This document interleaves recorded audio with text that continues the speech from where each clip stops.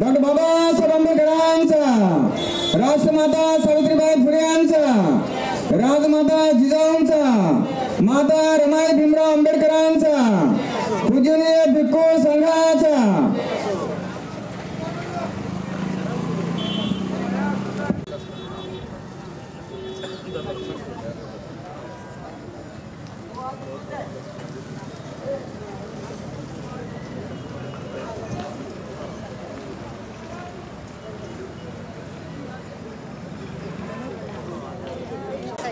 Doctor Babasaheb आंबेडकरांचा, doctor Babasaheb आंबेडकरांचा, doctor Babasaheb आंबेडकरांचा,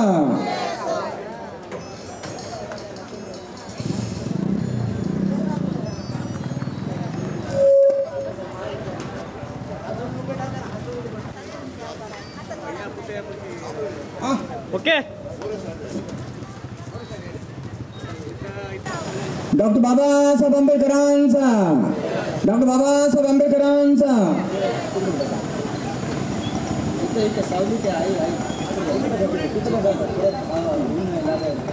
यानंतर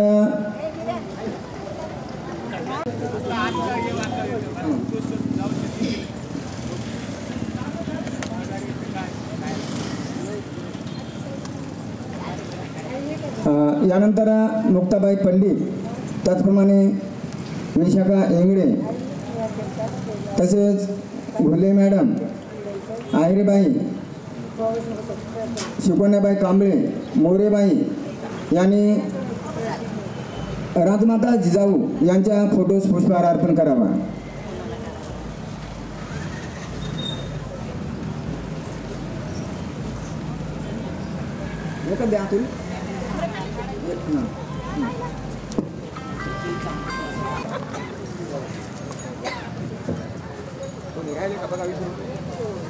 वेडे साहेब पुष्प समर्पित करतील. रमाबाई आंबेडकर यांच्या प्रतिमा. बाबासाहेब आंबेडकरांचा, राष्ट्रमाता सावित्रीबाई फुले यांचा, राजमाता जिजाऊंचा, माता रमाई भीमराव आंबेडकरांचा, अरहं सम्मा संबुद्धो भगवा बुद्धं भगवन्तं अभिवादेमि. स्वाखातो भगवता धम्मो धम्मं नमस्सामि. सुपटिपन्नो भगवतो सावक संघो संघं नमामि. अहं वन्दामि सर्वदा ओकास वन्दामि भन्ते द्वारतेन कत्तं सभापराधं खमतु मे भन्ते. द्वितीयंपि वन्दामि भन्ते द्वारतेन कत्तं सभापराधं खमतु मे भन्ते. तृतीयंपि वन्दामि भन्ते द्वारतेन कत्तं सभापराधं खमतु मे भन्ते. ओकासं भन्ते तिसरणेन सदे पंचशीलं धम्मं याचामि. अनुगं कृत्वा शीलं देतमे भन्ते. द्वितीयंपि अहं भन्ते तिसरणेन सदे पंचशीलं धम्मं याचामि. अनुगं कृत्वा शीलं देतमे भन्ते. तृतीयंपि अहं भन्ते तिसरणेन सदे पंचशीलं धम्मं याचामि. अनुगं कृत्वा शीलं देतमे भन्ते. यमहं वदामि तं वदेत. अहं भन्ते. नमो तस् भगवतो अरहतो सम्मा संबुद्धस्स. नमो तस् भगवतो अरहतो सम्मा संबुद्धस्स. नमो तस् भगवतो अरहतो सम्मा संबुद्धस्स. नमो तस् भगवतो अरहतो सम्मा संबुद्धस्स. बुद्धं शरणं शरणं गच्छामि बुद्धं शरणं गच्छामि धम्मं शरणं गच्छामि धम्मं शरणं गच्छामि संघं शरणं गच्छामि संघं शरणं गच्छामि द्वितीयंपि बुद्धं शरणं गच्छामि द्वितीयंपि बुद्धं शरणं गच्छामि द्वितीयंपि धम्मं शरणं गच्छामि द्वितीयंपि धम्मं शरणं गच्छामि द्वितीयंपि संघं शरणं गच्छामि द्वितीयंपि संघं शरणं गच्छामि तृतीयंपि बुद्धं शरणं गच्छामि तृतीयंपि बुद्धं शरणं गच्छामि तृतीयंपि धम्मं शरणं गच्छामि तृतीयंपि धम्मं शरणं गच्छामि तृतीयंपि संघं शरणं गच्छामि तृतीयंपि संघं शरणं गच्छामि शरणागमन संपूर्णं अहं वन्दे पाणातिपाता वेरमणि सिक्खापदं समादयामि पाणातिपाता वेरमणि सिक्खापदं समादयामि आदिन्नादाना वेरमणि सिक्खापदं समादयामि अदीनदाना वेरमणि सिक्खापदं समादयामि कामेषु मिच्छाचारा वेरमणि सिक्खापदं समादयामि कामेषु मिथ्याचारा वेरमणि सिक्खापदं समादयामि मुसावादा वेरमणि सिक्खापदं समादयामि मुसावादा वेरमणि सिक्खापदं समादयामि सुरामेरयमज्जपमादत्थाना वेरमणि सिक्खापदं समादयामि सुरामेरयमज्जपमादगाना वेरमणि सिक्खापदं समादयामि शरणेन सतिं पञ्चशीलं धम्मं साधुकं सुरक्षितं गत्वा अपमादेन शीलं सम्पादेत अहं वन्दे साधु साधु साधु बुद्धं नमामि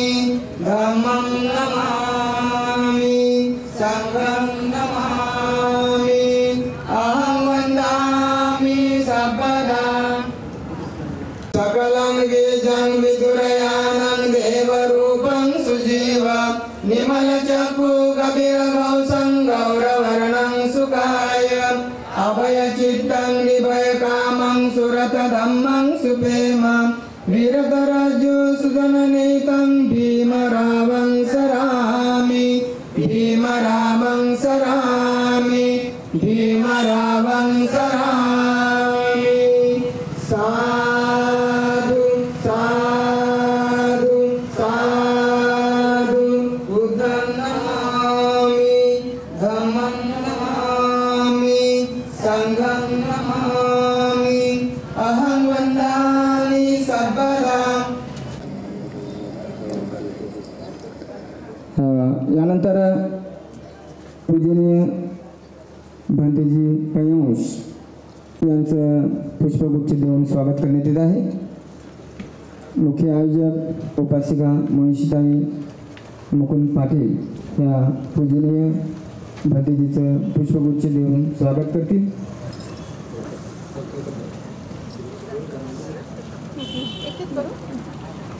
यानंतर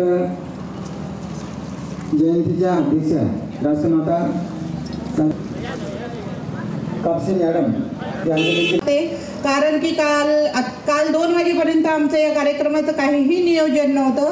काही अडचणींमुळे आणि ते मागे जे थोडंसं परभणीला वगैरे जे गोंधळ झाला त्यामुळे मी म्हटलं की आपल्याला परमिशन मिळेल की नाही. आणि बाहेरगावचे येणारे जे पाहुणे मंडळी होते आपल्या वक्त्या त्यासुद्धा इथे येण्यासाठी थोडंसं म्हणजे हपकतच होत्या. त्यामुळे मी थोडंसं या गोष्टीकडे दुर्लक्ष केलं होतं. परंतु माझ्या महिला मंडळाच्या सदस्यांनी काल मला 2 वाजेपर्यंत फोन आले. मग मी त्यांचं सगळ्यांचं मत घेतलं आणि ताबडतोब लगेच भंतेजींना सुद्धा याबद्दल विचारलं. मग भंतेजींनी सुद्धा मला म्हणजे सहकार्याची ठिणगी दाखवली आणि म्हणून मग मला थोडीशी शक्ती मिळाली. भारतीय बौद्ध महासभेचे सदस्य तर माझ्या पाठीशी आहेतच आणि माझे महिला मंडळ पण सहकार्याला तयार होते. म्हणून मी लगेच या कार्यक्रमाचं नियोजन केलं. त्यामुळे आपल्या सर्वांना थोडंसं अडचणी म्हणजे उन्हामध्ये बसावं लागत आहे. त्याबद्दल मी दिलगिरी आधीच व्यक्त करते आणि मी आजच्या माझ्या सूत्रसंचनाला सुरुवात करते. अखिल विश्वाला शांतीचा, समतेचा, ममतेचा, दुःखमुक्तीचा संदेश देणारे महाकरुणिक तथागत गौतम बुद्ध, तसेच महिलांना, शूद्रांना अन्याय अत्याचाराच्या रूढी परंपरा ज्या होत्या त्या अनिष्ट बंधनातून मुक्त करणारे भारतीय राज्यघटनेचे शिल्पकार डॉक्टर बाबासाहेब आंबेडकर आणि ज्यांनी रयतेचे राज्य निर्माण केले असे शिवाजी महाराज, ज्यांनी शिक्षणाची नीव रोवली आणि इथल्या शूद्रातिशूद्र शिक्षण घेऊन आज मोठ्या हुद्द्यावर चढलेले आहेत, तशा आरक्षणाचे जनक छत्रपती शाहू महाराज यांना मी त्रिवार वंदन करते. तसेच माता महामाया, माता महाप्रजापती, माता यशोधरा, माता भीमाई, माता रमाई, तसेच माता जिजाऊ आणि आज ज्यांची 194वी जयंती साजरी करण्यासाठी पूजनीय भंतेजी पय्यवंश यांच्या मार्गदर्शनाखाली आणि उपस्थितीमध्ये आपण तसेच भारतीय बौद्ध महासभेचे सर्व आजी माजी सदस्य, माझे सर्व धम्मबंधू आणि माझ्या सगळ्या महिला मंडळाच्या भगिनी, धम्मभगिनी यांच्या उपस्थितीमध्ये, तसेच आजच्या जे धम्मपीठावर विराजमान सर्व आदरणीय माझे सर्व माननीय सदस्य, तसेच आजच्या आपल्या कार्यक्रमाला लाभलेल्या अध्यक्ष काकू, खंदारे काकू आणि माझ्या प्रिय भगिनी ज्या कापसेताई ह्या माजी नगर परिषदेच्या माजी सभापती सुद्धा होत्या आणि सावित्रीबाई यांच्याच आशीर्वादाने, ह्यांच्याच प्रेरणेने त्यांनी सुद्धा समाजामध्ये वेगवेगळे विविध कार्यक्रम राबवत असतात आणि आपल्याला सुद्धा वेळोवेळी आपल्या कार्यक्रमामध्ये मदत करत असतात. या सर्वांचे मी या कार्यक्रमामध्ये स्वागत करते. माणूस म्हणून माणूस हा जन्माला येतो, लहानाचा मोठा होतो, पुढे सुखदुःखाची अनेक वादळे झेलत आयुष्य जगतो. पण आयुष्य का जगतो, कशासाठी आणि कुणासाठी जगतो याची मात्र त्याला काहीच कल्पना नसते. आपण कितीही चांगले असलो तरी मेल्यानंतर आपली आठवणी फक्त 10-15 दिवस पुरतीच असते, कारण आपण केवळ आपल्या कुटुंबासाठी जगलेले असतो. म्हणून जगावं ते समाजासाठी. आपण समाजाच्या कोणत्या समस्या सोडायला पाहिजे आणि आपण इतरांच्या कोणत्या कामाला येतो या गोष्टीला समाजामध्ये फार महत्त्वाचे स्थान असते आणि त्यावरच आपली जी समाजामध्ये प्रतिष्ठा, आपलं जे महत्त्व, आपलं जे नाव समाजामध्ये होते ते सर्व या गोष्टीवरच अवलंबून असते.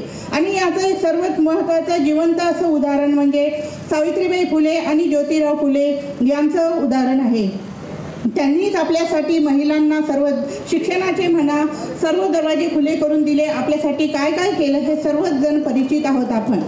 खरं खोटं ओळखण्याची ताकद देते ते म्हणजे शिक्षण. आपल्याला शिक्षण घेण्याची सुरुवात महात्मा फुले आणि सावित्रीबाई ह्यांच्यामुळे आपल्याला मिळाली आणि कोणत्याही व्यक्तीला खरं काय खोटं काय हे जाणून घेण्याची जी प्रेरणा मिळते किंवा हे ओळखण्याचे जे कुवत प्रत्येक व्यक्तीमध्ये निर्माण होते, विशेष करून महिलांमध्ये ते शिक्षणामुळेच निर्माण होते. हा मोठा आपल्याला इशारा किंवा मोठं शिकवण आपल्याला फुले दाम्पत्यांनी दिलं. जिजाऊ माता यांनी आपल्याला म्हणजे खरं कसं ओळखायचं, खोटं हे वेगळं कसं करायचं, खोट्यापासून खऱ्याला वेगळं कसं करून सत्याची साथ कशी धरायची याची शिकवण जिजामातेने आपल्याला दिली. त्याच्यानंतर तथागत गौतम बुद्धाने आपल्याला काय सांगितलं की सत्याला छाती ठोकपणे समोर जायचं. कोणतेही कितीही कठीण प्रसंग असला तरी सत्य बोलण्यापासून कधीही मागे हटायचं नाही. आणि त्यांच्या प्रेरणेमुळे आपण सर्व महिला सुद्धा आज धाडसाने येथपर्यंत पोहोचलेले आहोत. कोणताही समाज जो आहे तो 4 अशा पायऱ्या असतात. त्यामध्ये असते पहिली समाज जो घडतो तो 4 पायऱ्यामुळे घडतो. पहिला आहे तो शिक्षित, दुसरे सुशिक्षित वर्ग, तिसरा सुसंस्कृत आणि चौथा म्हणजे सृजनशील. शिक्षित वर्ग म्हणजे कोणता? की ज्याला फक्त लिहिता वाचता येते. त्यानंतर सुशिक्षित वर्ग कोणता? तर ज्याला लिहिता वाचता तर येते, परंतु आपण काय लिहिलेले आहे आणि काय वाचलेले आहे ते समजून घेण्याची ज्याच्यामध्ये क्षमता निर्माण होते त्याला सुशिक्षित वर्ग म्हणतात. त्यानंतर सुसंस्कृत वर्ग कोणता? की ज्याच्यामध्ये आपण जे काही शिकलो, जे काही वाचलं ते त्याच्यावर विचार करण्याची आणि आपल्या पुढच्या संस्कृतीला सुसंस्कृत करण्याची क्षमता किंवा पात्रता निर्माण होते असा वर्ग. आणि चौथा जो वर्ग आहे तो म्हणजे सृजनशील वर्ग. यामध्ये हे तर वरील तीनही वर्गाची जे मानसिकता असते ते याच्यामध्ये समावलेलीच असते, परंतु समाजाचा जो इतिहास आहे, प्राचीन आपले पूर्वजांचा जो इतिहास आहे त्याची जी आठवण ठेवतो आणि त्याच्यावरच आधारित पुढे चालण्याचा प्रयत्न करतो आणि इतिहास कधीही विसरत नाही. आपल्या येणाऱ्या भविष्यामध्येही त्या इतिहासाला तो सामावून घेतो. अशा व्यक्तीचा जो गट असतो त्याला सृजनशील समाजाचा गट म्हणतो. तर हे चारही गट जे आहे ते आजच्या समाजामध्ये तर आहेत, पण माझा विशेष करून माझ्या महिलांना, माझ्या भगिनींना हे विचारणं आहे, हा प्रश्न आहे की आपण या सर्वांकडून काय शिकलो. आपण दरवर्षी आपल्या महामाता आहे त्यांच्या जयंत्या हो, सर्व कार्यक्रम आपण करत असतो, परंतु आपण आजही त्यांच्याकडून पाहिजे ते संस्कार घेतलेले नाही असं मला वाटते. फक्त आपण शाळा कॉलेजमधून शिकलो आणि खाणं पिणं एवढ्यामध्येच आपले बदल झालेले आहे, परंतु वैचारिक दृष्टीने मात्र आपण आजही मागासच आहोत असं मला वाटते. आणि म्हणून आपण काय शिकलं पाहिजे? आपण रमाई, भीमाई आणि सावित्री आणि ज्या काही आपल्या महामाता आहे त्यांना शिकलं पाहिजे आपण, म्हणजे त्यांचे आचार विचार आपण आचरणात आणले पाहिजे. एवढं मी सांगते आजच्या प्रसंगी. आपण सर्व माझ्या भगिनी माझ्या एका फोनवर आल्या आणि मला मदत करण्यासाठी तयार झाल्या, याबद्दल मी आपल्या सर्वांचे आभार मानते. आजच्या या कार्यक्रमाला आपल्याला सर्वात आधी जर सुरुवात करायची आपल्या वंदन गीताने करूया, तर त्यासाठी मी आपल्या विशाखाताई इंगडे यांना वंदनगीत सादर करण्याची विनंती करते. त्यानंतर मनुताई खंदारे ह्या आजच्या कार्यक्रमाला सावित्रीबाई फुले यांच्यावर आपलं मनोगत व्यक्त करतील अशी मी त्यांना विनंती करते.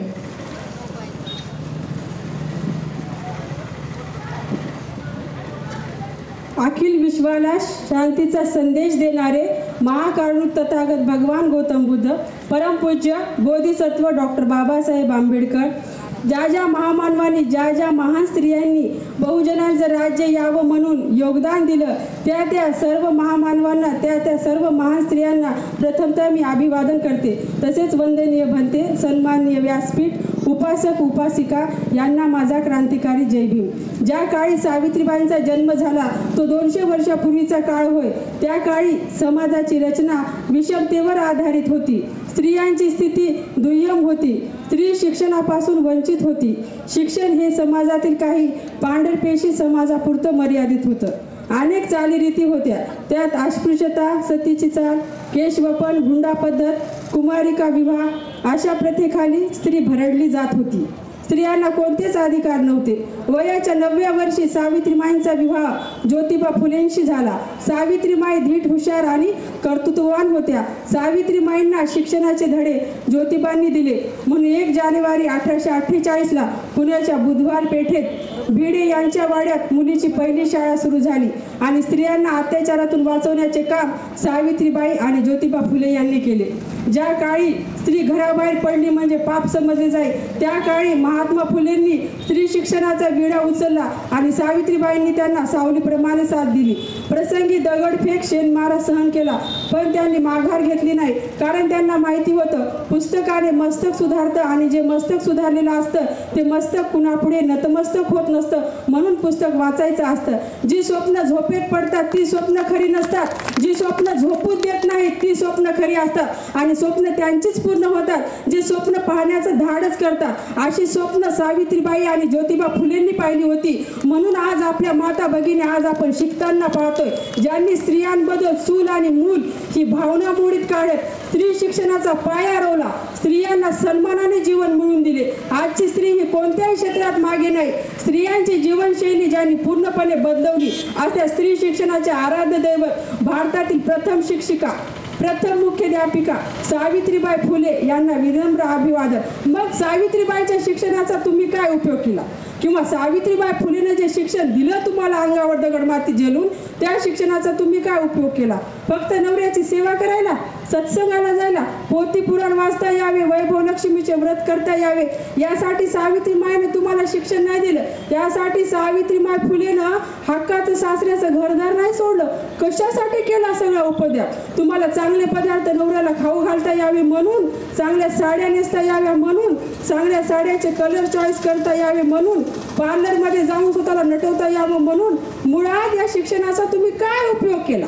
राष्ट्रपिता ज्योतिबा फुले म्हणतात, जे खरं आणि खोटं ओळखण्याची ताकद येते ते शिक्षण असते. जिजाऊ असं म्हणतात, सत्य आणि असत्याला वेगळं करतात ते शिक्षण असते.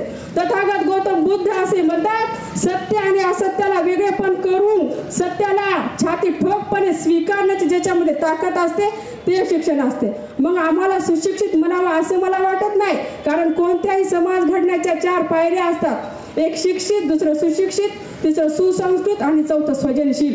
शिक्षित म्हणजे ज्याला लिहिता वाचता येतं तो, सुशिक्षित म्हणजे ज्याला लिहिता वाचता येतं, काय लिहिलं आहे, काय वाचलं आहे याच्यावर विचार करता येतो, त्याला सुशिक्षित म्हटलं जातं. आणि सुसंस्कृत त्याला म्हटलं जातं ज्याला विचार करता येतो, स्वतःची संस्कृती निर्माण करता येते, स्वतःच्या राज्याची संस्कृती निर्माण करता येते, त्याला सुसंस्कृत म्हटलं जातं. आणि स्वजनशील त्या समाजाला म्हटलं जातं जो समाज आपला इतिहास विसरत नाही आणि इतिहास घडवत असतो आणि समाजात समाज म्हणून वावरत असतो, त्याला स्वजनशील समाज म्हटलं जातं.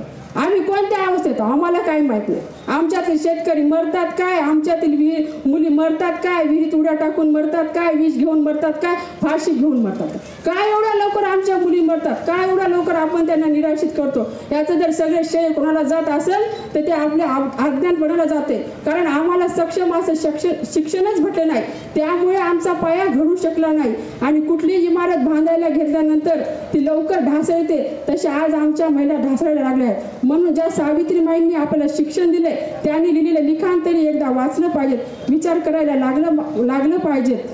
एका सावित्रीने वडाला फेऱ्या मारायला शिकवले, दुसऱ्या सावित्रीने अज्ञानाच्या फेरीतून बाहेर पडायला शिकवले.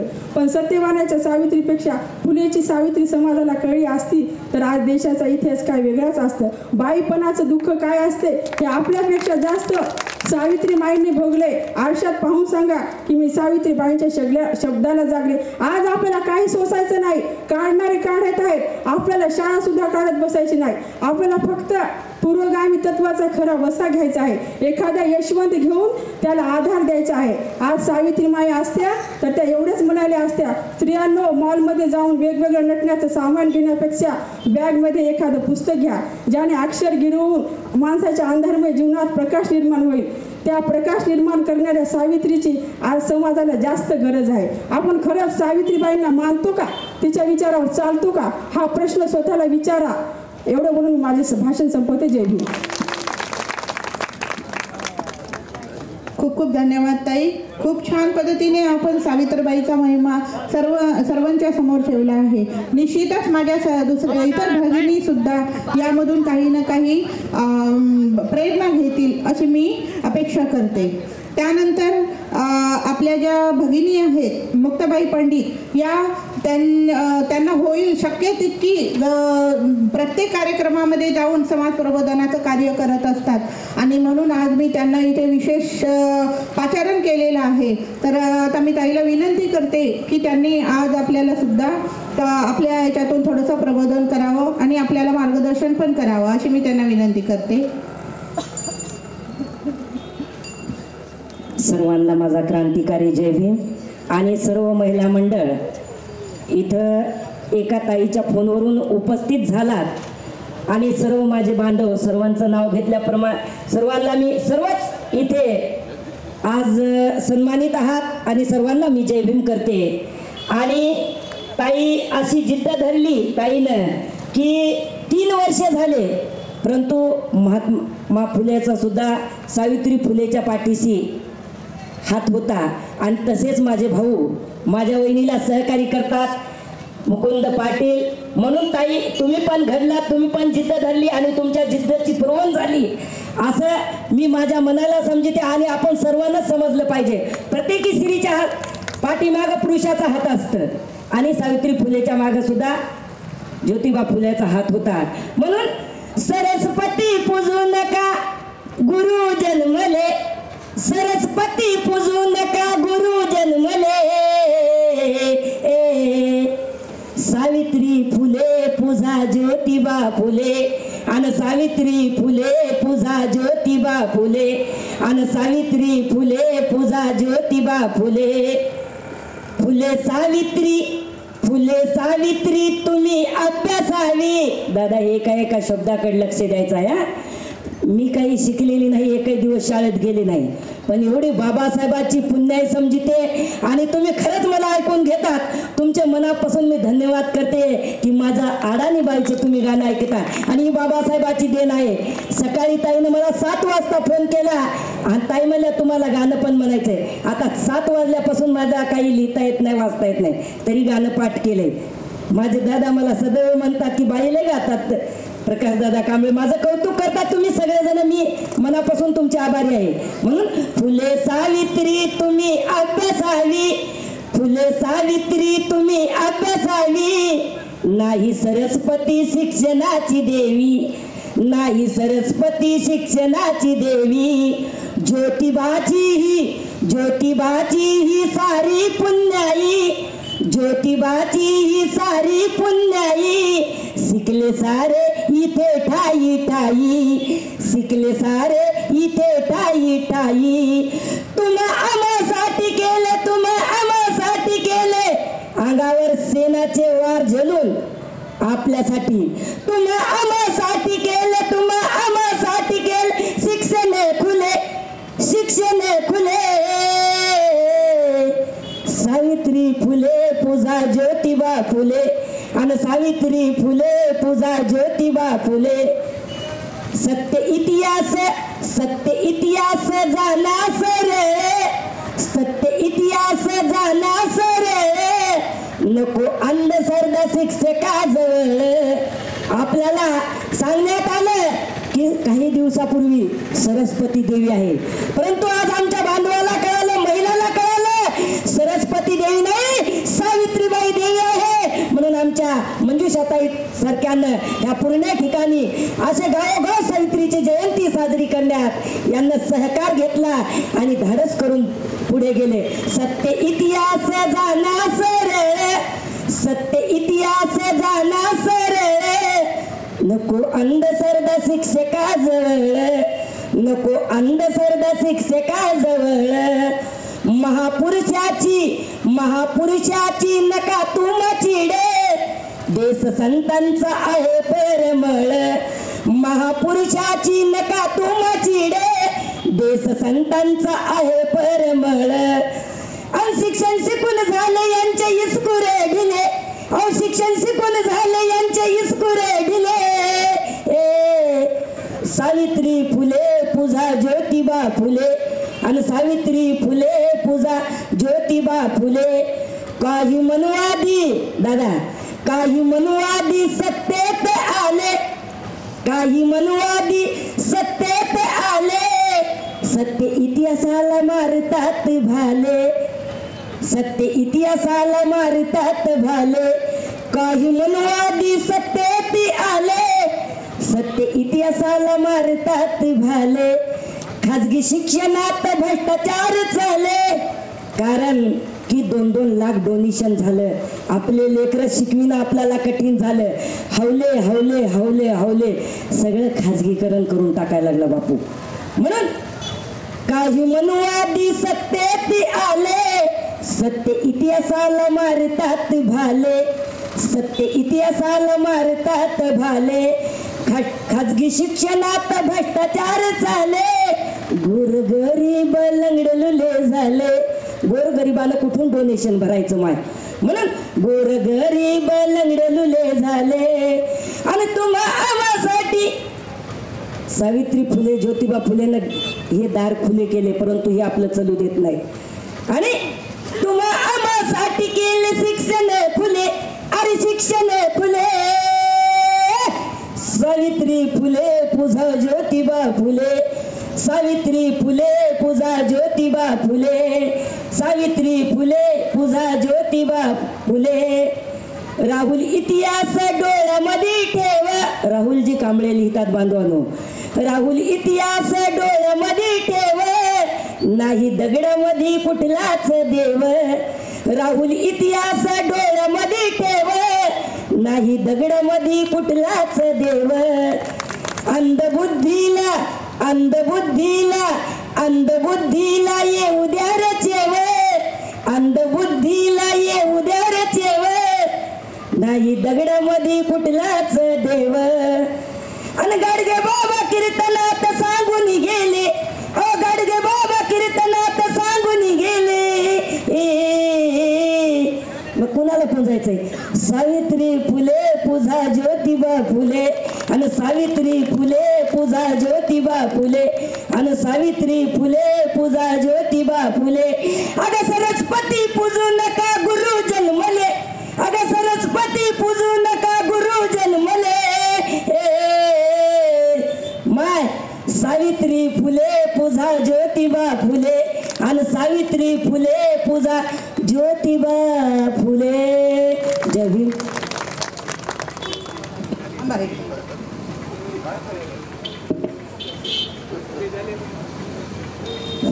खूप छान. ताईने इतकं छान आपल्या गीतामधून प्रबोधनही केलं आणि महिला मंडळाला एक संदेश सुद्धा दिला. मी समस्त महिला मंडळातर्फे त्यांना खूप खूप शुभेच्छा देते. यापुढे सुद्धा त्यांनी आपल्याला असंच प्रबोधन करत राहावं आणि सहकार्याची पण अपेक्षा करते. खूप खूप अभिनंदन ताई.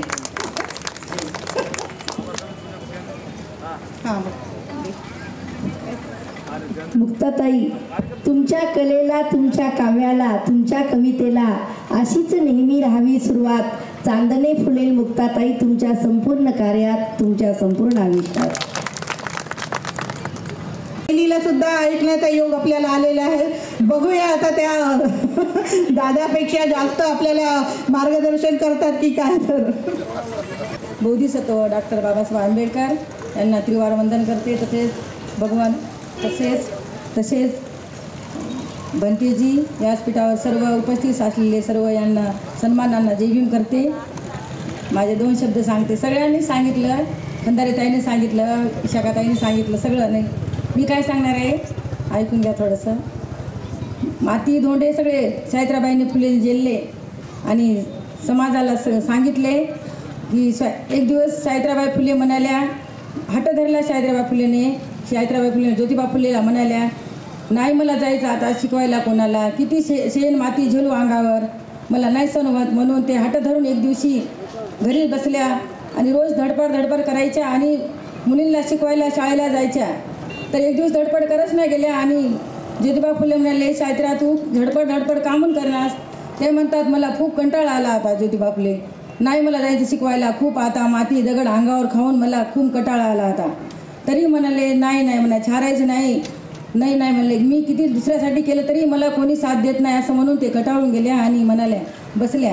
सावित्रीबाई फुलेला ज्योतिबा फुले बाहेर घेऊन गेले आणि थोड्या शेतामध्ये घेऊन जाऊन शेतामध्ये त्यांना दाखवलं. हे चल शेतामध्ये. सावित्री हाताला धरून घेऊन गेली आणि म्हणाले, बघ हे शेतामध्ये नांगरले शेतवाल्यांनी, त्याच्यामध्ये पेरते आणि ते एक दाना जमिनीमध्ये गाडते. जमिनीमध्ये गाळल्यानंतर ते एक दाना वर येते आणि त्याला एवढे मोठे कणीस लागते मोठे आणि त्या कणीसाला भरभरून दाणे लागतात भरपूर, एक माप किंवा भरपूर आणि लागतात. तसं तुला एक दिवस जमिनीमध्ये गाडून असं तुला निर्माण करायचं आहे. सगळ्या महिला आणि माया बहिणांना शिकवून, माझ्या बहिणींना शिकवून तुला मोठं करायचं आहे. तुला पण एक दिवस त्या जमिनीमध्ये गाडल्यानंतर एवढ्या महिला उभ्या होताल आणि शिक्षण घेताल, असं तुझं नाव पिढ्यानपिढी अमर राहील असं सांगतात.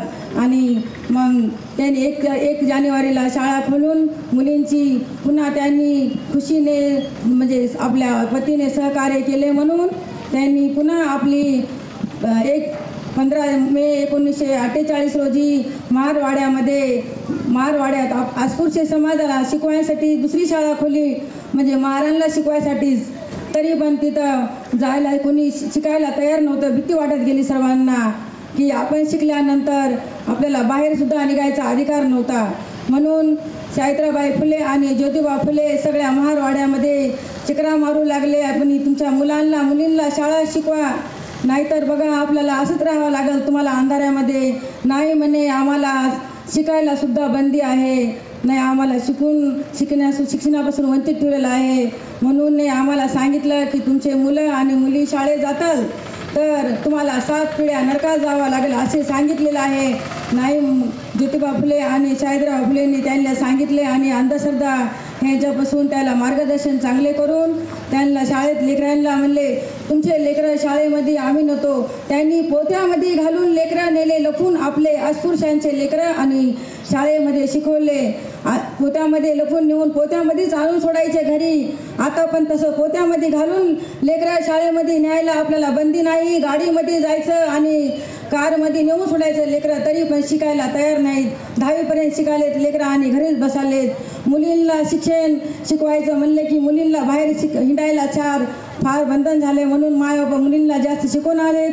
घरीच लग्न करून टाकाय. 10वी 11वी 12वी झाली की म्हणजे मुलीसाठी सुरक्षित नाही मुलगी बाहेर गेली तर.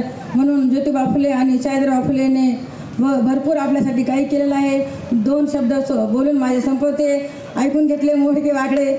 मला सांगितलं रात्री कांबळेने की तुला पण ताईनं सांगितलं का मला येळच नसतं पुस्तक वाचायला, तरी मी शाहिदराव फुलेचं पुस्तक घरी नेऊन ठेवलेलं आहे. मला लेकरं पण म्हणाले मम्मी तू काहीच तयारी करीत नाहीस असेच जातीस, तरी म्हणलं मी मोडक्या थोडक्या शब्दात सांगते. भंतेजीनं ऐकून घेतलं, सगळ्यांना ऐकून घेतलं. धन्यवाद. जय भीम.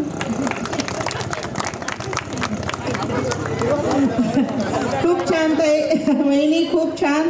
तुम्ही खूप छान आपल्या शब्दामध्ये मार्गदर्शन केलं. आता बौद्धाचार्य त्र्यंबक कांबळेंनी तुमच्याकडून की तुम्ही त्यांच्याकडून म्हणजे तुम्हाला एकमेकाकडून प्रोत्साहन मिळालं. धन्यवाद. तुमच्या दोघांचेही खूप खूप आभार.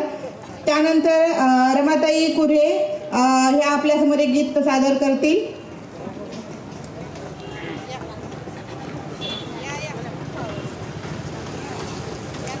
जय भीम. मी माझे 2 शब्द वापरले बोलते. भीमाची कोटी मुलं कोटी मुलं कोटी मुलं वाहती त्यांच्या पदी कोटी फुलं कोटी फुलं.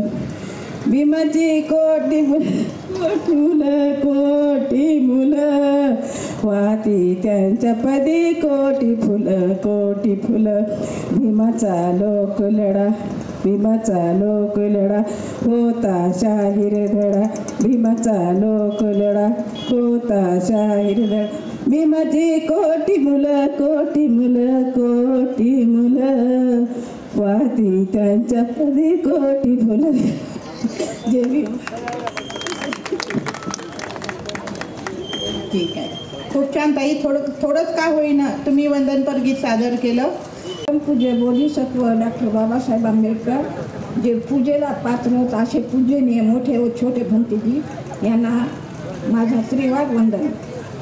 आणि इथं बसलेले सगळे महिला मंडळ यांना सर्वांना जय भीम. व्यासपीठावर असलेले सगळे कार्यकर्ते यांना माझा जय भीम. सावित्रीबाईचं सांगायचं म्हणजे सर्वांनीच सावित्रीबाई सांगितली. सावित्रीबाई कशा शिकल्या काय शिकल्या हे सगळं सांगितलं. पण सावित्रीबाई ज्यावेळेस शिकवायला जात होत्या त्यावेळेस त्यांना मुले टवळ्या करायचे, त्यांच्या अंगावर दगडशेक फेकायचे. मग त्या काय करायच्या की भरकी साडी घेऊन घरी जायच्या आणि ती साडी काढून दुसरी साडी घालून पुन्हा दुसऱ्या दिवशी त्या शिकवायला जायच्या. त्यांच्यासोबत एक फातमाबी नावाची मुस्लिम समाजाची महिला होती. त्या दोघी जायच्या आणि दोघी यायच्या. असं मिळून दोघीने शिक्षण शिकवलं आणि महिलांना सुशिक्षित केलं. आजही महिला पुढे आहेत, नंतरही पुढेच असतील, आताही पुढेच आहे. एवढं बोलून मी सगळ्यांना देऊ. खूप छान ताई. तुम्ही खूप छान मार्गदर्शन केलं. पुढच्या वेळेस आणखी तयारी करा. तुमच्याकडून अजून खूप सारं ऐकण्याची आमची इच्छा आणि अपेक्षा सुद्धा आहे. त्यानंतर आपल्या सविताताई अहिरे या आपल्यासमोर गीत सादर करतील. ज्योतिबाने सावित्रीने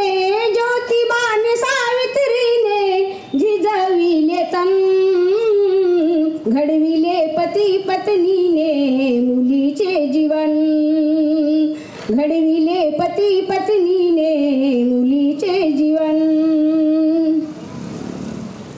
बुधवार पेठेत पुण्याला शिकाया बांधील ज्ञानाचा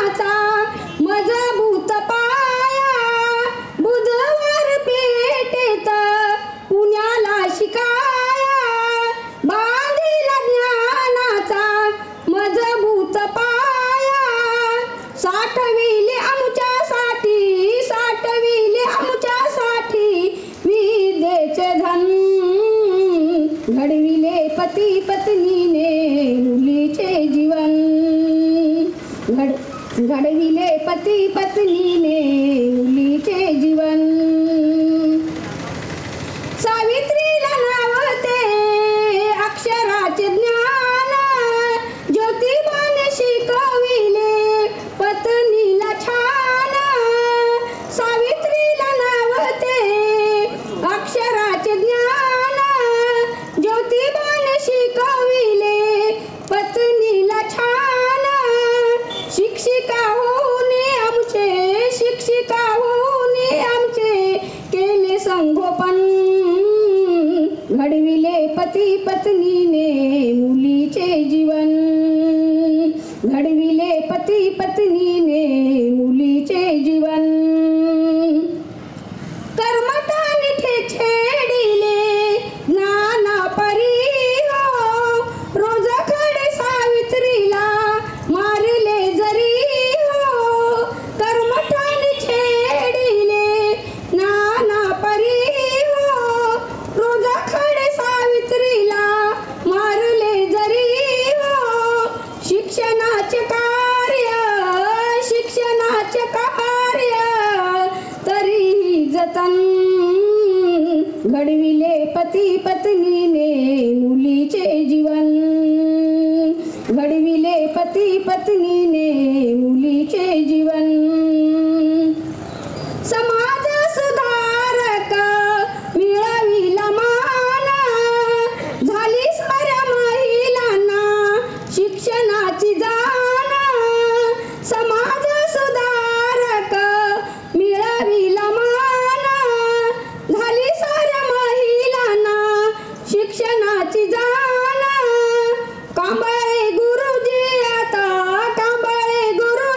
आता सांगती मोठेपण घडविले पती पत्नीने मुलीचे जीवन घडविले पती पत्नीने मुलीचे जीवन ज्योतिबाने सावित्रीने झिजविले तन घडविले पती पत्नीने मुलीचे जीवन घडविले पती पत्नीने मुलीचे जीवन घडविले पती पत्नीने मुलीचे जीवन जय हिंद. खूप छान ताई, खूप छान आपण गीतामधून प्रबोधन केलेलं आहे. आदरणीय हिवाळे सर हे आपल्याला थोडंसं मार्गदर्शन करतील अशी मी त्यांना विनंती करते. सर्वांना विनम्र विनंती आहे. अगदी थोडक्यामध्ये मी माझं मनोगत व्यक्त करणार आहे. अखिल विश्वाला मानवतेचा महान संदेश देणारे महामानव तथागत भगवान बुद्ध, त्याचप्रमाणे ज्यांनी आपलं गुरु मानलं, डॉक्टर बाबासाहेब आंबेडकरांनी ज्यांना आपलं गुरु मानलं असे क्रांतीसूर्य महात्मा ज्योतिबा फुले, ज्यांची आपण आज जयंती साजरी करत आहोत, अशा सावित्रीबाई फुले, त्याचप्रमाणे राजमाता जिजाऊ, त्याचप्रमाणे कोट्यावधी जनतेच्या माता रमाई यांच्या विचाराला, कार्याला या ठिकाणी विनम्र अभिवादन. त्याचप्रमाणे आज सावित्रीबाई फुले जन्मोत्सव पूर्णा शहरामध्ये दरवर्षीप्रमाणे मोठ्या उत्साहात आपण साजरा करत आहोत. या जन्मोत्सव सोहळ्याच्या अध्यक्षा पूर्णा नगरपालिकेच्या माजी नगरसेविका, ज्येष्ठ समाजसेविका आदरणीय गयाताई खंदारे, त्याचप्रमाणे ज्यांच्या प्रमुख मार्गदर्शनाखाली हा समारोह संपन्न होत आहे असे पूज्य भदंत पयावंश, त्याचप्रमाणे कार्यक्रमाच्या मुख्य संयोजिका मंजुषाताई पाटील, प्रमुख अतिथी नगरपालिकेच्या माजी महिला बालकल्याण सभापती कापसेताई, ज्येष्ठ आंबेडकरी विचारवंत आदरणीय प्रकाशजी कांबळे, नगरपालिकेचे गटनेते आदरणीय उत्तम भैया खंदारे, वंचित बहुजन आघाडीचे जिल्हाध्यक्ष आदरणीय सुनीलजी मगरे, युवा जिल्हाध्यक्ष तुषारजी गायकवाड, त्याचप्रमाणे या ठिकाणी मोठ्या संख्येनं उपस्थित असलेल्या महिला मंडळाच्या सर्व सन्माननीय पदाधिकारी, सामाजिक, राजकीय, शैक्षणिक, पत्रकारिता क्षेत्रामधील सर्व मान्यवर, भारतीय बौद्ध महासभेचे सर्व पदाधिकारी, तर या ठिकाणी अतिशय चांगल्या पद्धतीनं कार्यक्रमाचं आयोजन केलेलं आहे. आपण सर्वजण बोधिसत्व परमपूज्य डॉक्टर बाबासाहेब आंबेडकरांना आदर्श मानतो, परंतु डॉक्टर बाबासाहेब आंबेडकर कुणाला जर आदर्श मानत होते तर क्रांती सूर्य महात्मा ज्योतिबा फुले, क्रांतीज्योती सावित्रीबाई फुले यांना आदर्श मानत होते. आणि त्यांचा जो विचार आहे म्हणजे क्रांती सूर्य महात्मा ज्योतिबा फुले सावित्रीबाईचा विचार भारतीय राज्यघटनेच्या माध्यमातून डॉक्टर बाबासाहेब आंबेडकरांनी त्या विचाराला कायद्याचं स्वरूप दिलं. डॉक्टर बाबासाहेब आंबेडकरांचं या फुले दाम्पत्यावर इतकं प्रेम होतं, ज्यावेळी त्यांना आपलं पहिलं पुत्ररत्न प्राप्त झालं, त्या पुत्ररत्नाचं नाव त्यांनी यशवंत ठेवलं. यशवंत म्हणजे क्रांतीसूर्य महात्मा ज्योतिबा फुले, क्रांतीज्योती सावित्रीबाई फुले यांनी दत्तक घेतलेल्या पुत्राचं नाव यशवंत होतं. आणि ज्यावेळी पुत्ररत्न प्राप्त झालं त्यावेळी डॉक्टर बाबासाहेब आंबेडकर माता रमाईला म्हणतात, रामू आपल्या या लाडक्या बाळाचं आपण नाव काय ठेवूया? तर त्यावेळी माता रमाई म्हणतात, साहेब मला काय कळतंय, तुम्हीच ठरवा. आणि त्यावेळी त्यांनी सांगितलं की आपल्या या लाडक्या बाळाचं नाव आपण यशवंत ठेवूया. म्हणजे इतकं या दाम्पत्यावर डॉक्टर बाबासाहेब आंबेडकरांनी मनोभावे प्रेम केलं. त्यांचे जे गुरु आहेत महात्मा कबीर असतील, त्यानंतर या ठिकाणी क्रांतीसूर्य महात्मा ज्योतिबा फुले असतील, त्यांचा विचार कार्य डॉक्टर बाबासाहेब आंबेडकरांनी तळागाळामध्ये पोहोचवण्याचा प्रयत्न केलं. आणि आज आपण पाहतो प्रत्येक आंबेडकर प्रेमी जनतेच्या घरामध्ये क्रांतीसूर्य महात्मा ज्योतिबा फुले, सावित्रीबाई फुले यांचे फोटो आपल्याला पाहावयास मिळतात. खरं म्हणजे या देशामधल्या सर्व जाती धर्मांच्या स्त्रियांसाठी या दाम्पत्याने फार मोठं काम केलेलं आहे. परंतु या ठिकाणी जयंती समारोह फक्त एका समाजापुरता मर्यादित होतो. खरं म्हणजे या महापुरुषांचं आणि आपलं हे अपयश आहे. आणि आजच्या दिनी आपण संकल्प करूया, सावित्रीबाईंनी महात्मा ज्योतिबा फुलेंनी जे काही कार्य केलेलं आहे त्या कार्याचा वसा आपण पुढे नेऊया. अधिक न बोलता या ठिकाणी मनोगत संपवतो. जय भीम, जय बुद्ध, जय भारत. खूप खूप धन्यवाद सर.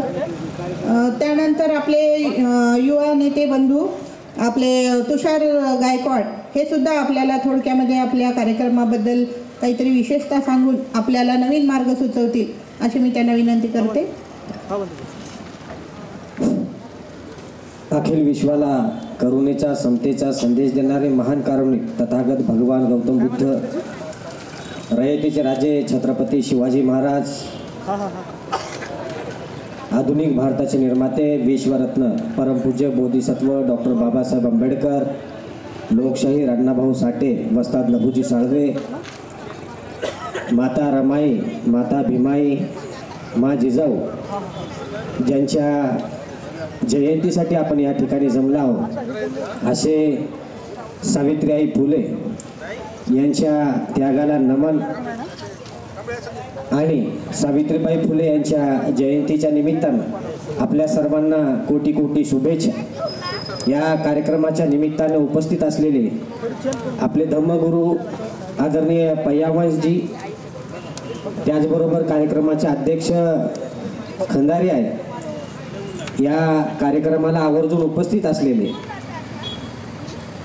महाराष्ट्राचे नेते पॅन्थर प्रकाशदादा कांबळे, त्याचबरोबर पूर्णेचे गटनेते उत्तमभैया खंदारे, वंचित बहुजन आघाडीचे जिल्हाध्यक्ष सुनीलदादा मगरे, त्याचबरोबर श्रीकांत हिवाळे सर, या कार्यक्रमाला आवर्जून उपस्थित असणारे आमचे कापसेताई आणि हा कार्यक्रम ज्यांनी घडवून आणला असे आमच्या भगिनी मंजुषाताई पाटील, आपल्या सर्वांच्या उपस्थितीमध्ये आज ही जयंती साजरी होत आहे. या कार्यक्रमाच्या माध्यमातून बोलत असताना ताईंनी एक खंत व्यक्त केली की कार्यक्रम घेण्यासाठी आम्ही थोडंसं चलबिचल होतो, कारण पोलीस परवानगी आम्हाला मिळते की नाही.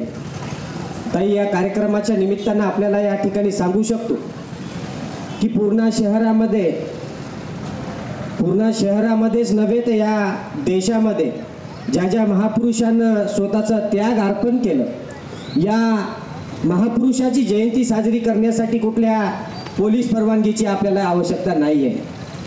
कारण ज्या संविधानानं महिलेला स्वतंत्र केलं, त्या संविधानाच्या निर्मात्याने ज्या महिलेला या ठिकाणी स्थान दिलेलं आहे, त्या महिला या देशामध्ये आज मुक्त आहेत. आणि आपल्याला पूर्णा शहरामध्ये आम्ही सगळेजण आहोत. पूर्णा शहरात तर मला वाटते कार्यक्रम घेण्यासाठी कोण्या पोलीस परवानगीची गरज नाही आहे, कारण आपण समाजाचं प्रबोधन करण्यासाठी कार्यक्रम घेतो, ना की RSS सारखे माथे भडकवणारे कार्यक्रम आपण कधीच घेतलेले नाही आहे. म्हणून या ठिकाणचं पोलीस प्रशासन देखील आपल्याला या ठिकाणी सहकार्य करते. आज खऱ्या अर्थानं आज स्त्रीमुक्ती दिवस आहे. आताच बरेचसे वक्ते या ठिकाणी बोलले, काही माझ्या माता भगिनी आम्हाला अपेक्षा नव्हती ती स्टेजवरून बोलतील, यांना देखील ऐकण्याची संधी आम्हाला या कार्यक्रमाच्या माध्यमातून मिळाली. माझ्या या ठिकाणी माय मावल्याला या ठिकाणी एक सांगू इच्छितो, आज जरी भारतीय संविधान या देशामध्ये लागू असलं तरी पण या मनुवादी सरकारला ते मान्य नाही. म्हणून आपल्या परभणीमध्ये संविधानाची विठंबना केली. त्या संविधानामुळं या ठिकाणच्या महिला सुरक्षित आहे. त्या संविधानाला या ठिकाणी तोडफोड करण्याचं काम या ठिकाणचं मनुवादी सरकार करत आहे. ज्या माता सावित्रीबाई फुलेंनी जी त्याग केला, आताच आमच्या आईने सांगितलं की सावित्रीबाई फुले शाळेला शिकवायला जात असताना त्यांना शेण मारण्यात आलं, त्यांना दगडगोटे टाक मारण्यात आले, त्यांना अछूतची वागणूक दिली. का तर या ठिकाणच्या अस्पृश्य लोकांना, या ठिकाणच्या अस्पृश्य महिलांना या शिक्षण देतात. म्हणून माता सावित्रीबाई फुले 2 साड्या घेऊन जायच्या. त्यांना माहिती होतं जाताना आपल्याला या ठिकाणी शेण दगड गोटे खावं लागतात, म्हणून जी साडी घालून गेले ती साडी भरणार आहे. म्हणून शाळेत गेल्याच्या नंतर दुसरी साडी घालून त्या ठिकाणी महिलेला, युवतीला या ठिकाणी शिकवण्याचं काम केलं. त्यांचा त्याग आपण आज जरी आपण त्यांचे पुस्तकं वाचले तर अंगाला शहारा येईल इतके पुस्तकं भयानक लिखाण लिहिलेलं आहे. आज या ठिकाणी काही महिला स्टेज डेअरिंग करत आहेत, काही महिला शिकत आहेत. त्या सर्वांचं श्रेय आपल्या या राजमातेला जाते. कारण सावित्रीबाई नसते तर कदाचित तुम्ही शिकले नसते. या ठिकाणच्या मनुवादी जातवादी लोकांनी हे कधीच मुलींच्या शाळा या ठिकाणी स्थापन करू दिल्या नसत्या. सावित्रीबाई फुले या ठिकाणी होत्या म्हणून या ठिकाणच्या आज महिला शिकायला लागल्या. आणि आज त्याच महिलेने सावित्रीबाई फुलेंचं जे काही त्याग आहे ते समर्पित करून आपण देखील मंजुषाताई पाटील सारख्या सामाजिक कार्यकर्त्या बनून आज पुढे आलं पाहिजे. आपल्या परभणीमध्ये काल घडलेली घटना आहे. वत्सलाबाई नावाच्या एका महिलेला त्या परभणी पोलीस खात्यातील पोलीस वर्दीमध्ये असलेल्या पोलिसांनी या ठिकाणी बेदम मारण्याचं काम केलं. एका महिलेला 8 पोलीसवाल्यांनी, जे ज्येष्ठ पोलीस होते, त्यांनी बेदम मारण्याचं या ठिकाणी काम केलं. ती महिलेचं एकच चूक झाली म्हणत होते पोलीसवाले, की ती महिला जे पोलीसवाले कोम्बिंग ऑपरेशन करत होते, ज्या आपल्या माता भगिनीला, युवकांना ज्या घरातून काढून मारण्याचं काम या ठिकाणी ते पोलीस प्रशासन करत होतं, त्या पोलीस प्रशासनाचा खरा चेहरा ही माता त्यांच्या मोबाईलमध्ये कैद करत होती. म्हणून त्या ठिकाणी त्या वत्सलाबाईला बेदम मारण्याचं या ठिकाणी पोलीस प्रशासनानं काम केलेलं आहे. आज या ठिकाणी महिला सुरक्षित आहे की नाही?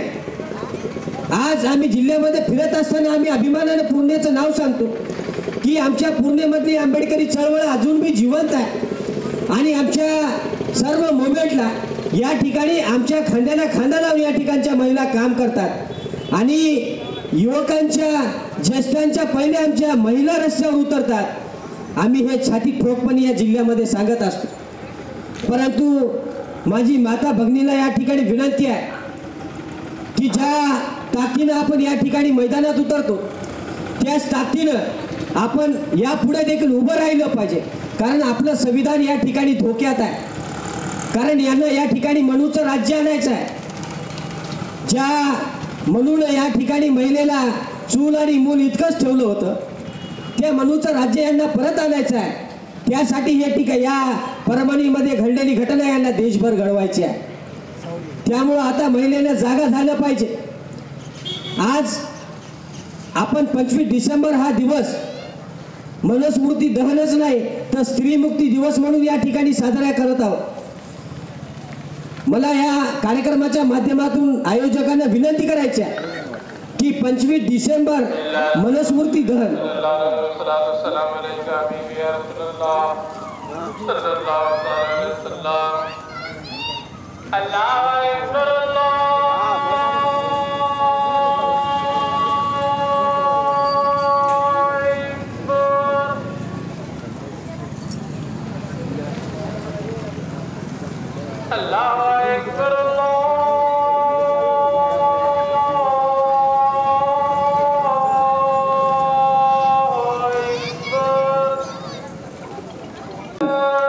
सर्वांनी ज्या मनूमुळं आपण असुरक्षित होतो ते मनुस्मृती दहन दिवस पूर्ण शहरामध्ये मोठ्या ताकदीनं झाला पाहिजे। कारण ज्या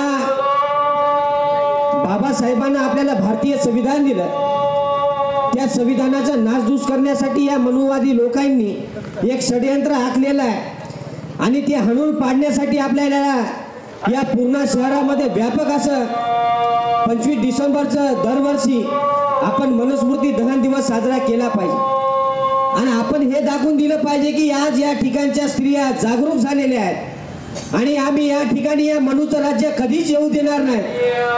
आताच बऱ्याच वक्तांना बोलताना सांगितलं एका पुरुषाच्या पाठीशी महिलाचा हात असला पाहिजे, महिलेच्या पाठीशी पुरुषाचा हात असला पाहिजे तर ही चळवळ जिवंत असणार आहे।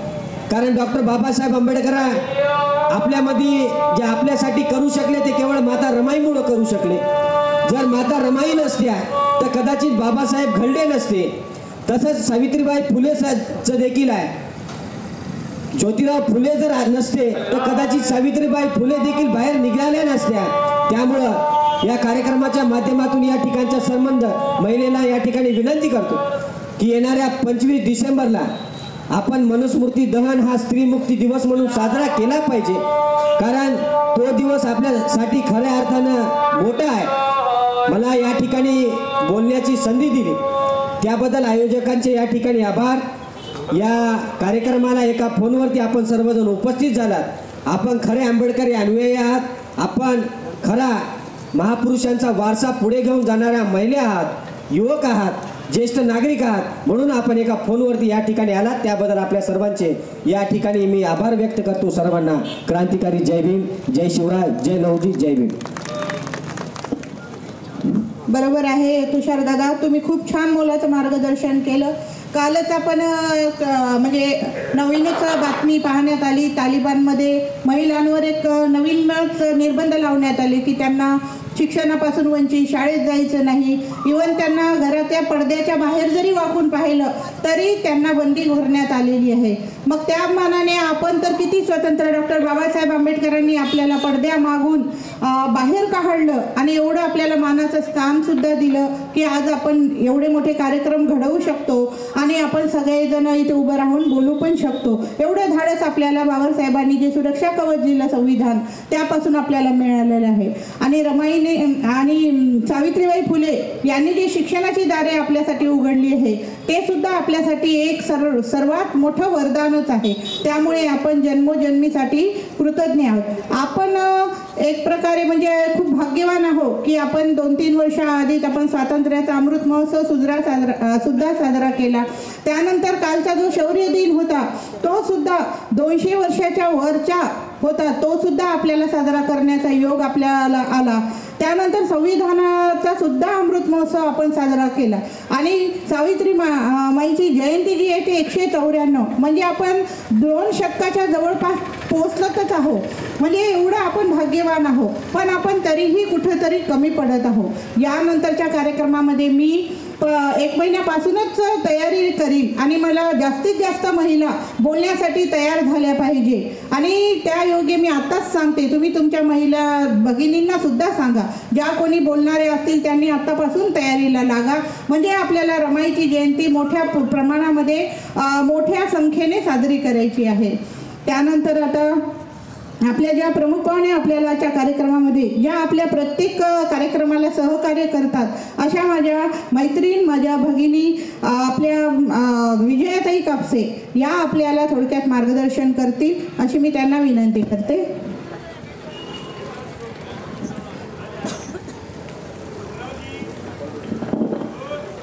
हॅलो.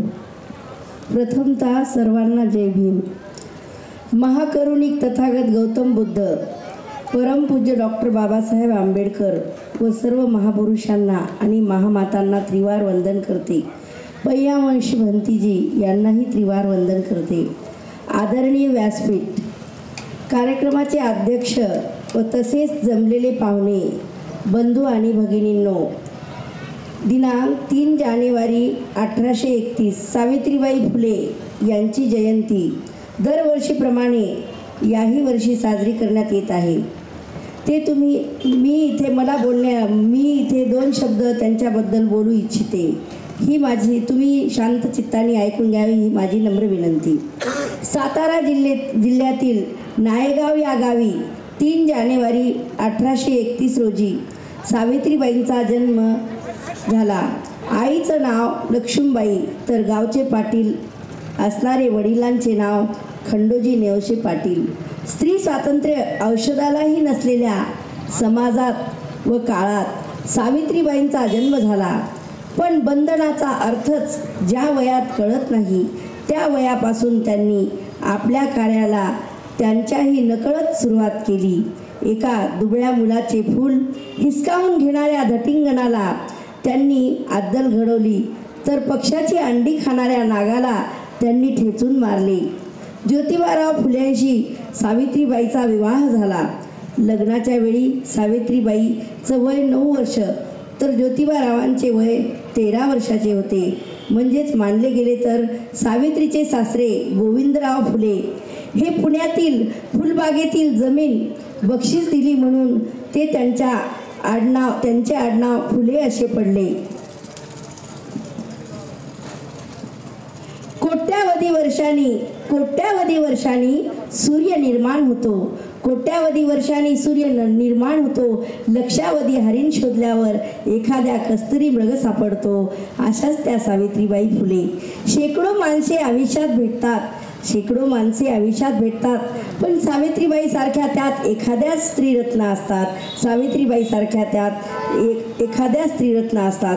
विद्वान होण्यापेक्षा धनवान होणं खूप सोपं असतं पण धनवानाचं जगणं हे जगणंच असतं. विद्वानाचं जगणं हे देश जगवणं आणि जागवणं असतं. चंदनासारखा जन्म आपला गंध सौख्य देणारा, दुसऱ्यासाठी झिजता पुरुषोत्तम होणारा अशाच ह्या सावित्री माता. मोत्याच्या हारापेक्षा घामाच्या धारांनी मनुष्य अधिक शोभून दिसतो, कारण मोत्याच्या हारांनी त्याचं सौंदर्य दिसतं आणि घामाच्या ज्ञानाच्या धारांनी त्याचं कर्तृत्व दिसतं. अशाच ह्या सावित्री माता. मन तर देवाने प्रत्येकालाच दिले आहे पण दुसऱ्याचे मन जिंकता येणारे मन काही ठराविकच लोकांना त्यांना दिले आहे. अशाच त्या सावित्री माता. शब्दाची पूजा करीत नाही मी, माणसासाठी आरती गातो. ज्याच्या गावात सूर्य नाही त्याच्या हातात उजेड देतो. अशाच त्या सावित्री माता. प्रेमाचे शब्द, स्नेहाचा स्पर्श, कौतुकाची थाप आणि मदतीचा हात या गोष्टी छोट्या जरी असल्या तरी इतरांचं आयुष्य बदलून टाकू शकतात. अशाच त्या सावित्री माता. सर्व माता भगिनींनो, तुम्हीही स्वतःच्या हातामध्ये उजेडाचा सूर्य घ्या आणि सावित्री मातेचा वसा तुम्ही असा नेहमीच सदैव प्रकाशित राहू द्या. ही एवढीच विनंती मी तुम्हाला करते. अशीच राहो अतूट नाती दिव्या पतंगापरी. स्नेह जुडावा, लोभ राहावा. मैत्रिणींनो, सख्यांनो, मातांनो, हीच इच्छा बाळगते विजया कापसेउरी. विजया कापसेउरी. हृदयात असावे प्रेम, प्रेमात असावी मैत्री. मैत्रीचे तुमचे माझे मंजुषा वहिनींचे असेच असावे अतूट नाते. तुमचा सहवास, तुमचं सहकार्य आणि तुमच्याकडून माझे कौतुक झाल्यामुळे माझे जीवन धन्य होते, धन्य होते. मी माझे 2 शब्द इथेच संपवते आणि माझे मी स्थान ग्रहण करते. आई तुझा मी नंदन आहे, पायी तुझ्या हे वंदन आहे. आई तुझा मी नंदन आहे, पायी तुझ्या हे वंदन आहे. हेच वंदन मानवतेचे बंधन आहे. आई तुझा मी वंदन आहे, पायी तुझ्या हे वंदन आहे. तूच ती भीमाई माझी, तूच ती रमाई. तूच ती भीमाई माझी, तूच ती रमाई. तूच इथे माझ्यासाठी झिजली साई. तूच इथे माझ्यासाठी झिजली साई. जीवन तुझे हे चंदन आहे, पायी तुझ्या हे वंदन आहे. आई तुझा मी नंदन आहे, पायी तुझ्या हे वंदन आहे. तूच बालवाडी माझी, तूच उंच माडी. तूच इथे संघटनेची चालवीसी गाडी. तूच इथे संघटनेची चालवीसी गाडी. जनता रूपी तू इंधन आहे, पायी तुझ्या हे वंदन आहे. आई तुझा मी नंदन आहे, पायी तुझ्या हे वंदन आहे. तुझ्या वेदनेने होई सावली उन्हाची. काळजात यादी आहे तुझ्या त्या ऋणाची. काळजात यादी आहे तुझ्या त्या ऋणाची. अंतरमनी हे गोंधन आहे, पायी तुझ्या हे वंदन आहे. आई तुझा मी नंदन आहे, पायी तुझ्या हे वंदन आहे. तूच गीत गावी आणि तुला सुख द्यावे. तुझ्या वेड्या मानवाला इतकेच ठावे. तुझ्या वेड्या मानवाला इतकेच ठावे. हे सुखाचे साधन आहे, पायी तुझ्या हे वंदन आहे. आई तुझा मी नंदन आहे, पायी तुझ्या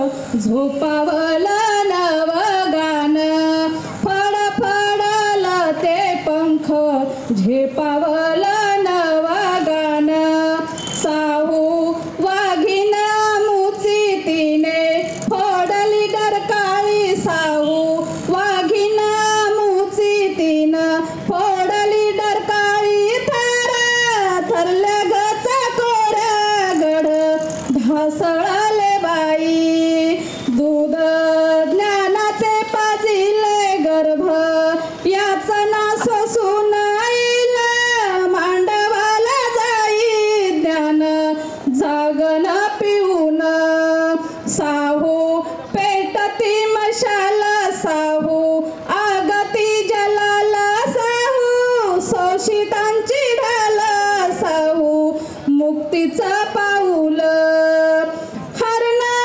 चालली कळपात काशी निर्भय तोऱ्याना हरणा चालली कळपात काशी निर्भय तोऱ्याना स्वाभिमानाची रूप आलभान पांघरून स्वाभिमानाची रूप आलभान पांघरून साहू पेटती मशाला साहू आगती जलाला साहू शोषितांची डाल साहू मुक्तीचं पाऊल घुसमाट काळजाची माझ्या आजारी पडली कधी ढिली कधी जाम माझ्या येसनीची दोरी जरी मोकळा गसासा माझा मन जाई बंदी झळकते गवरून अंधारल्यात मंदी झळकते गवरून अंधारल्यात मधी साहू पेटती मशाला साहू आगती जलाला साहू शोषितांची ढाल साहू मुक्तीचा पाऊल मुक्या सावलीची सादा साहू घुंगराची नादा मुक्या सावलीची सादा साहू घुंगराची नादा साहू लावण्याचा साज साहू झाकाले लाज साहू लावण्याचा लाज साहू झाकलेली लाज साहू पेटती मशाला साहू आगती जलाला साहू शोषितांची ढाल साहू मुक्तीचं पाऊल आता नको कोंड मारा नको विषारी हवारा आता नको कोंड मारा नको विषारी हवारा नको दासीपणा आता नको जन्माचा पहारा ज्योत लाविली ससाहू वनावामी पिटविला तुझ्या शिल्प कोरिलेले ते मी बोल के करीन तुझे शिल्प कोरिले ते मी बोल के करीन साहू पेटती मशाल साहू आगती जलाला साहू शोषितांची डाल साहू मुक्तीचा पाऊल ज्योती क्रांती बाजनाची तशी क्रांती ज्योत साहू ज्योती क्रांती बाजनाची तशी क्रांती बाजोत साहू त्याने लाविले रोप आम्ही न बाला भिडवू त्याने लाविले रोप आम्ही न भाला भिडवू साहू क्रांतीची गवेला साहू समतीचा हुल साहू क्रांतीची गवेला साहू समतीची चाहुल क्रांतीची गवेला साहू मुक्तीचा पाऊल साहू मुक्तीचा पाऊल साहू साहू पेटती मशाल साहू आगती जलाल साहू शोषिता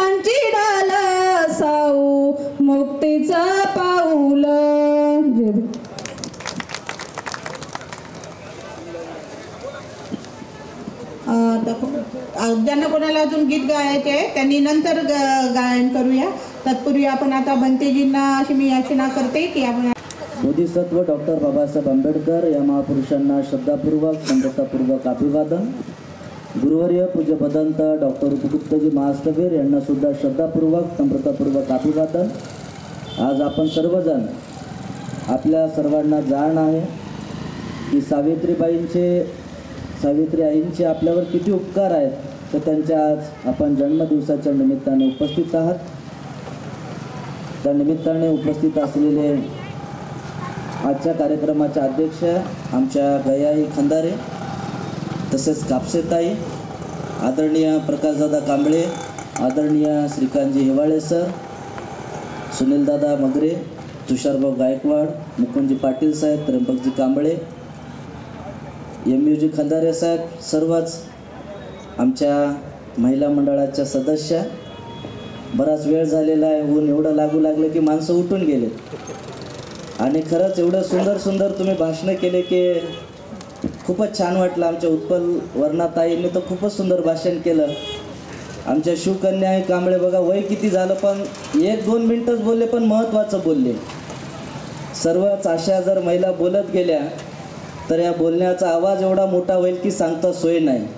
मी नेहमी माझ्या प्रवचनात सांगत असतो की महिला एवढा डेंजर प्राणी कोणताच नाही. त्याचं उदाहरण तुम्ही परभणीच्या कलेक्टर ऑफिसमध्ये जे दंग्याचं कारण विचारायला महिला मंडळ गेलं त्याचा व्हिडिओ आम्ही पाहिले.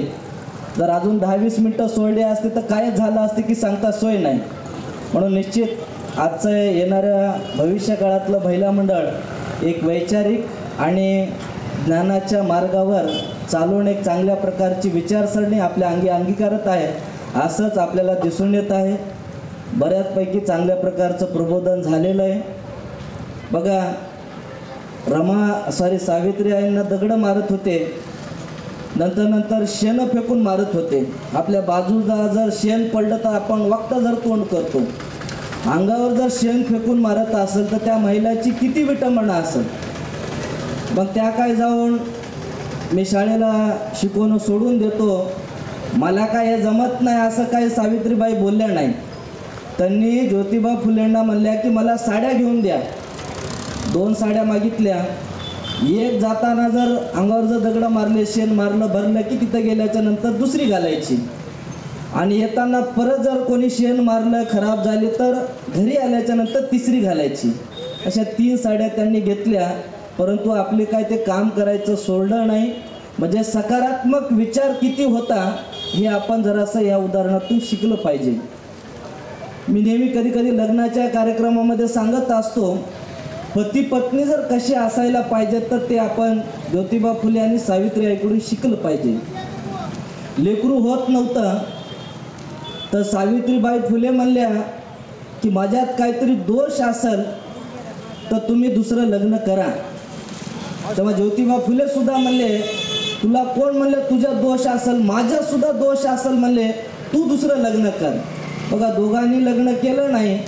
जर पुस्तक जर तुम्ही वाचलं तर एक विधवा महिला होती आणि चुकून तिचा पाय जरासा वाकडा पडला आणि काही लोकांनी तिचा गैरफायदा घेतला आणि तिच्या पती वारल्याच्या नंतर सुद्धा चुकीच्या थोडासा पाऊल पडल्यामुळं ती महिला जराशी गर्भधारणा झाली आणि तिला सुद्धा कळलं.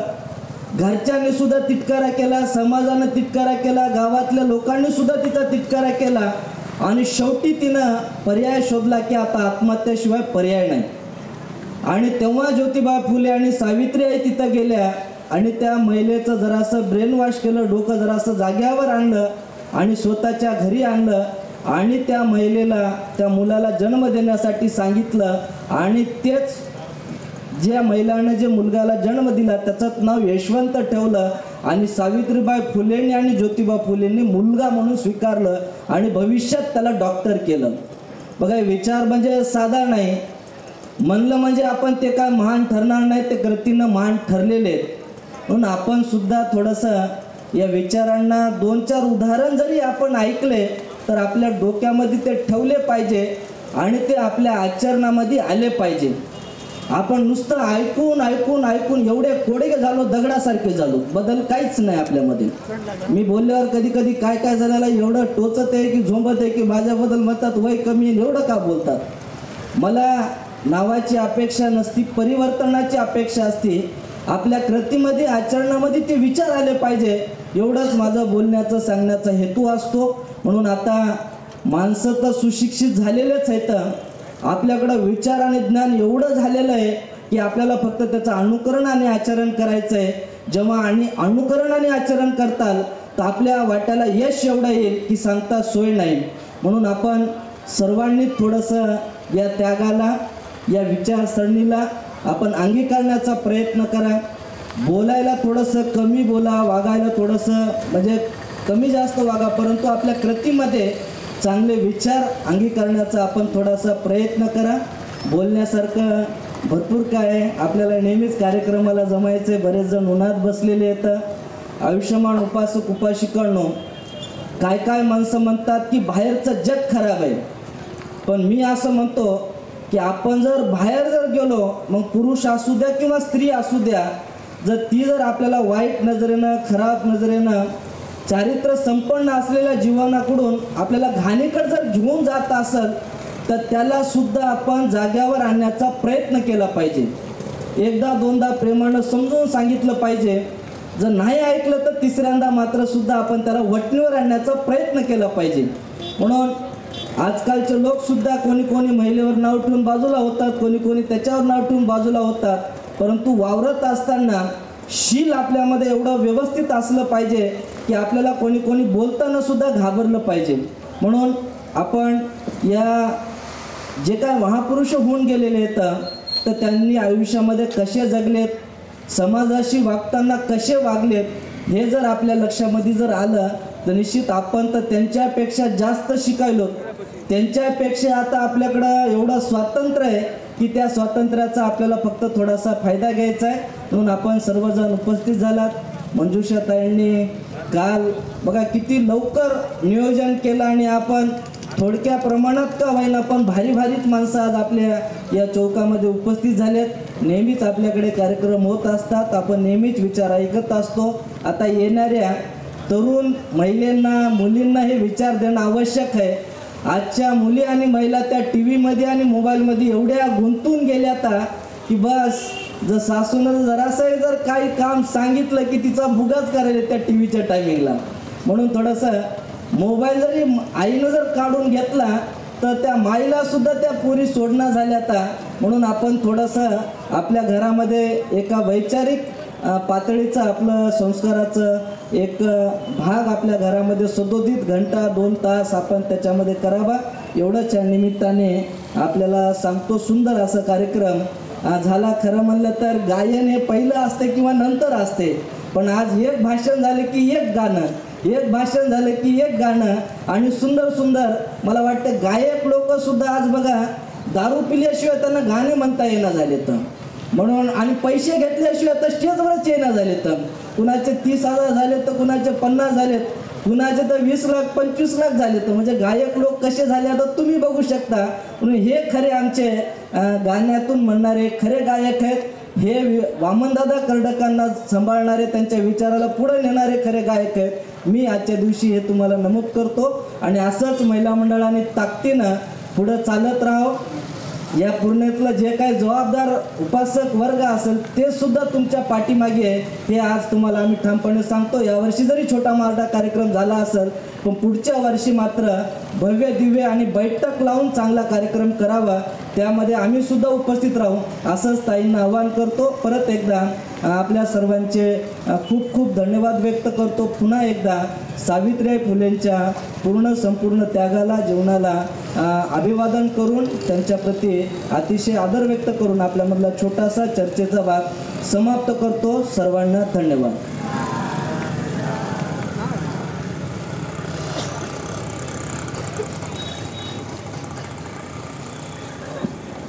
तर सरतेशेवटी आपल्या अध्यक्षांना विनंती करते की आजच्या कार्यक्रमाबद्दल त्यांनी 2 शब्द आणि आपले मनोगत व्यक्त करावे.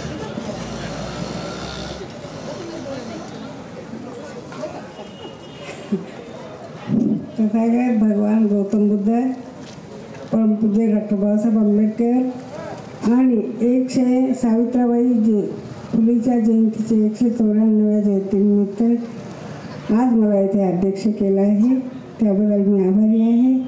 जमलेले सर्व उपासक उपासिका सर्वांना माझे जय गुरु।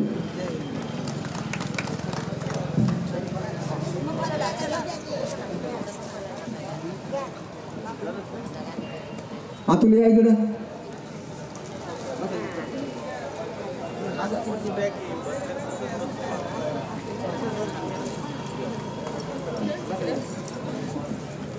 उपसकरण कुशल उपसंपदा सचित परयोदपनं एतं बुद्धानुशासनं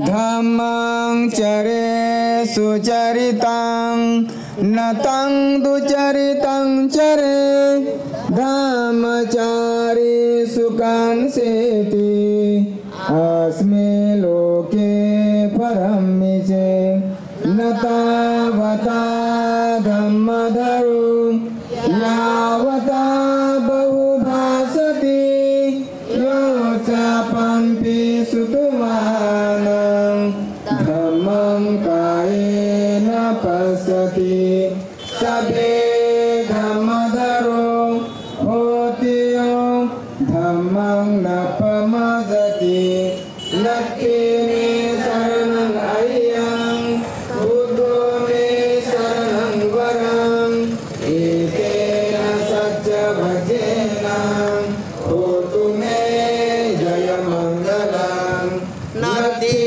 मे शरणं अय्यं धम्मो मे शरणं वरं एतेन सच्च भजेन होतु मे जयमङ्गलं नक्ति मे शरणं अय्यं संगो मे शरणं वरं एतेन सच्च भजेन होतु मे जयमङ्गलं।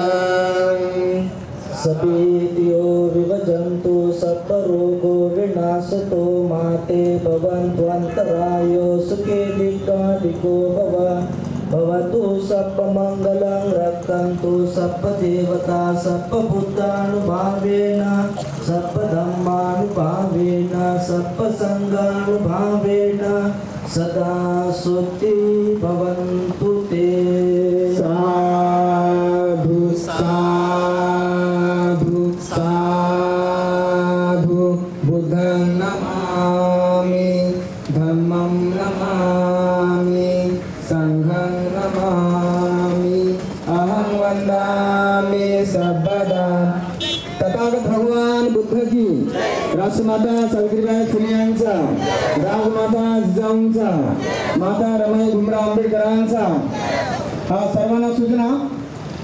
दिनांक 14 जानेवारी नामविस्तार दिनानिमित्त प्रमुख वक्ते शहीद नामांतराच्या लढ्यामध्ये शहीद झालेले जनार्दन मवाडे यांचे सुपुत्र डॉक्टर विवेक मवाडे हे 14 तारखेला पूर्ण शहरामध्ये या ठिकाणी उपस्थित राहणार आहेत, मार्गदर्शन करणार आहेत। त्याप्रमाणे नामांतर लढ्यातील अग्रगण्य एस.एम. प्रधान यांचे सुपुत्र राहुल प्रधान यांचं देखील पूर्ण शहरामध्ये 14 जानेवारीला आगमन होणार आहे। त्याप्रमाणे संविधानाच्या समन्वयात शहीद झालेले सोमनाथ सूर्यवंशी यांचे बंधू यांचे देखील पूर्ण शहरामध्ये आगमन होणार आहे। लोकनेते विजय वाकडे, परभणी जिल्ह्याचे मुलुक मेहता आणि तुफानी तोफ यांचे सुपुत्र आशिष वाकोडे यांचे देखील पूर्ण शहरामध्ये आगमन होणार आहे। तेव्हा सर्वांनी 14 जानेवारीला उपस्थित राहायचं आहे।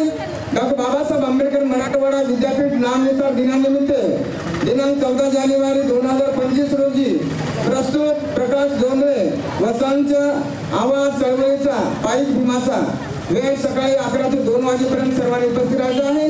आणि 26 तारखेला संविधान गौरव सोहळा पूर्ण शहरामध्ये साजरा होणार आहे। तेव्हा सर्वांनी उपस्थित राहायचं आहे। आणि 31 जानेवारीला भव्य अशी धम्म परिषद होणार आहे। तेव्हा आम्हा सर्वांनी या धम्म परिषदेमध्ये उपस्थित राहायचं आहे असं आवाहन सर्वांना पुणेकरांच्या वतीने करण्यात येत आहे. जय भीम.